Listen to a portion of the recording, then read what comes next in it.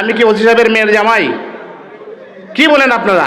কি পাইছেন দেশটাকে কি পাইছেন? আর আজকে বিএনপির পক্ষ থেকে একটা মামলা করা হয়েছে, আওয়ামী লীগের কোনো পাই শুনে নাই। দৌড়ফাস যে জায়গার মধ্যে আমরা দাঁড়াইতে পারি নাই, এই স্থানের মধ্যে আজকে আমাদেরকে আল্লাহ মিটিং করার সুযোগ করে দিয়েছেন। এই জন্য শুকরিয়া জ্ঞাপন করছি, পরম করুণাময়ের কাছে দোয়া করছি। যারা 5ই আগস্টের আগে বা 5ই আগস্টে যারা শহীদ হয়েছেন, আমাদেরকে 5ই আগস্টের নতুন বাংলাদেশ দিয়েছেন, তাদের জন্য শুকরিয়া দোয়া করছি পরম করুণাময়ের কাছে। স্মৃতিচারণ উপলক্ষে আজকের অনুষ্ঠান। স্মৃতিচারণ করবেন আমাদের জিকে ঘোষ ভাই।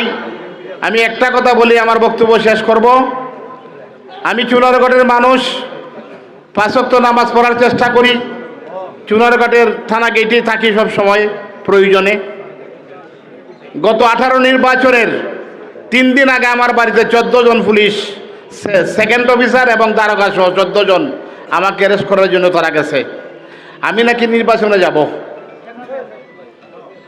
তো তারা যখন গেছে, গিয়ে বলছে ওসি সাহেব বলছেন আপনি আমাদের সাথে আসার জন্য থানায়। আমি বলছিলাম যে কথাটা আপনারা শুনলে আসবেন। আমি বলছিলাম যে আমি কি ওসি সাহেবের মেয়ের জামাই? কি বলেন আপনারা?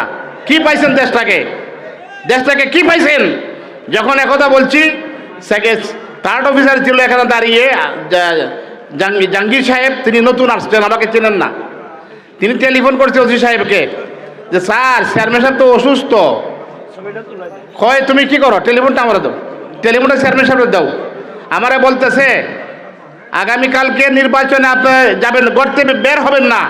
আমি বলছি আমার কালকে তো আমার বাবার বিয়া, আমি করতে পারি তুই ওরা নেই। এই ধরনের উত্তরই দিয়েছি, কিন্তু ধরতে পারে নাই, অ্যারেস্ট করার সাহস পাই নাই। এরপরের দিন আসছে ডিবি 8 জন, আমার চুনারগড়ের মানুষ সাক্ষী। ডিবি 8 জন আসছে পরে তারা আমার ঘরের ভিতরে ঢুকে গেছে। আমি কিতাব ব্যাপার ভাই, আপনারা দূর থেকে অফিস থেকে আসলেন, ব্যাপারটা কি?